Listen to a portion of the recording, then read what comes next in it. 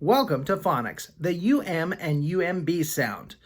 The letters UM together usually sound like the short U, followed by an M sound, as in the words umbrella, umpire, bum, gum, hum, jumble, mumble, number, rumble, strum, tumble.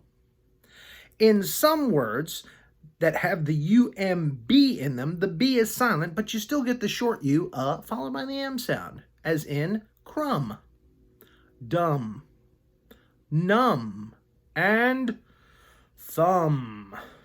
This is my thumb. Yes.